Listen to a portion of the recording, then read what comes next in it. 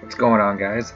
I figured I'd give you guys another impressions video review, whatever, talk about something all sponged up to get, I don't know, something, let's just say impressions, an impressions video on another Switch game. It's going to be Has Been Heroes this time. As you guys already saw, I did a 1-2 Switch impressions a while back. I did Breath of the Wild, my overall impressions on that, overall thoughts on that, not too long ago. It was a couple days ago. So I figured I'd do Has Been Heroes, just because I don't know how much more of this game I'm going to play. I've been playing it. I played some of it yesterday, played some of it tonight, just now. It's still running on my Switch. You can probably hear the background music. But while it's still fresh in my brain, I really want to talk about this game and say that probably out of all the Switch games I own, because again, I own 5 retail Switch games so far, and as of this video, I mean, and then I own several digital games too. Out of all those games, I want to say this one is probably my least favorite, probably the most disappointing so far, anyways. I mean, I'm gonna keep trying to play it. Hopefully, it gets better, but I said that when I played it last time, and it's not getting better for me. This came out on, I want to say, March 28th. It's made by Frozen Byte. Yeah, Frozen Byte is who makes it. And Game Trust is the publisher. They're owned, I want to say they're owned by GameStop. So this physical release is exclusive to GameStop. This is also, as you can see, it's not an exclusive. Exclusives have the reversible art. This is just boring blank inside. It's also on PS4 and Xbox One. I think it's on PC, but I'm not 100% sure on that. But I got the Switch version. There's nothing really wrong with how it performs. Performance-wise, it performs good. Some long load times here and there, mostly when you're first starting the game, but nothing to really complain about. My issue with the game is it has a brilliant concept, but it doesn't execute it well. It's pretty much like a combination of, it's got like roguelike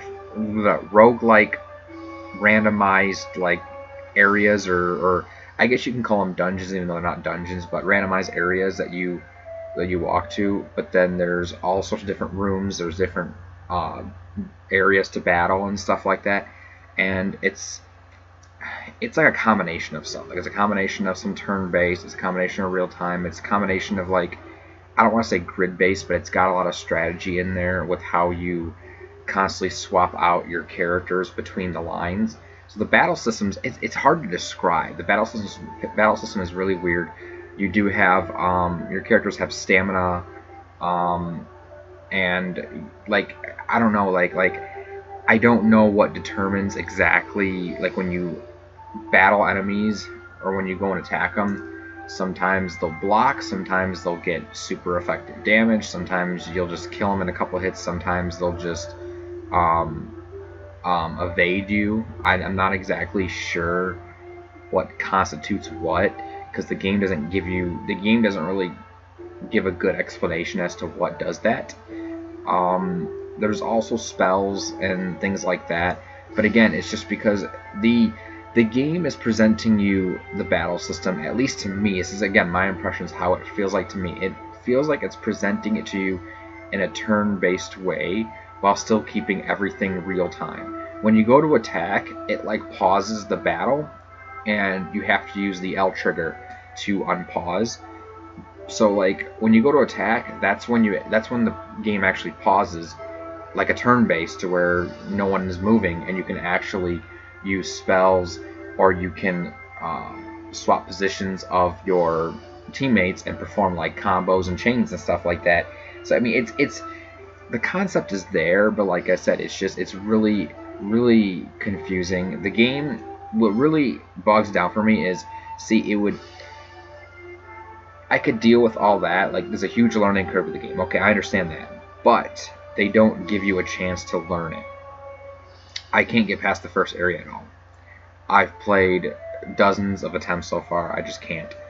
I really can't. And the first area is always randomized too. I just can't get past a first area with the boss at the end. I can't, because every time you go into a battle, there's like swarms of enemies. Literally, you'll see like you have the 3 rows, and you'll see like 3 enemies, some guarded, coming for the top row, 3 more coming from the middle, and then like some plant things coming at the bottom. Like they just swarm you with enemies right off the bat, and it's hard to really keep up with everything.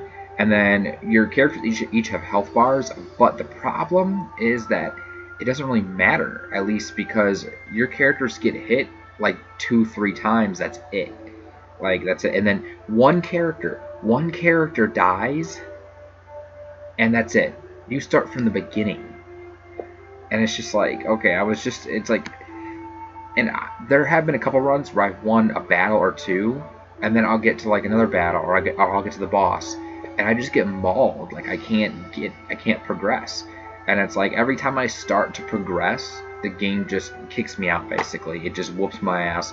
And I mean, it's just, the difficulty isn't, I mean, I can appreciate a challenge, but a game like this, where obviously there's a learning curve, and then you throw a bunch of shit at you right at the get-go, like you need to ease into this. Like, you know, it does something similar to Binding of Isaac, which is basically with the runs, you do find different stuff to unlock, and they stay in your unlock screen. The difference between this game and Binding of Isaac, and I'll get to Binding of Isaac in a different video, because I do have that as well, and I want to talk about that. But the difference between that game and this game is that this game has a very in-depth, complicated learning curve battle system. Binding of Isaac really does not. Binding of Isaac is a lot easier to pick up and play, so it's more suited to that play style of, oh, you can do all these randomized runs and, you know, keep unlocking stuff. This, not so much. This, like I said, it's a good concept, but it wasn't, I don't think it's executed well. Really don't think it's executed well. Yeah, it's single player, so there's no multiplayer. It's playable in all 3 ways, so you can play it portable, tabletop, and on the TV. The game itself looks okay in motion. I mean, it's just, there's nothing wrong with it. No frame rate issues. No glitches, performance issues. Like I said, slight long load times right when you start the game. That's all. That's about it. Nothing to complain about. The game sounds pretty good. But like I said, yeah, I can't. It's not clicking with me. It's not clicking with me. I can't understand. I can't grasp the battle system fully. And every time when I start to get an edge, the game just nope. Like nope. So I don't know. I mean, that's my impressions of Hazbin Heroes. What do you guys think? Have you guys picked up the game? Are you liking it, hating it? You know what? You know, if anyone can tell me what I'm doing wrong, gladly tell me, without being a dick about it. Just, you know, I'd love to be able to enjoy this game, but as of now, I kind of can't. So, but yeah. Anyways, thanks for watching, guys, and I will catch you later.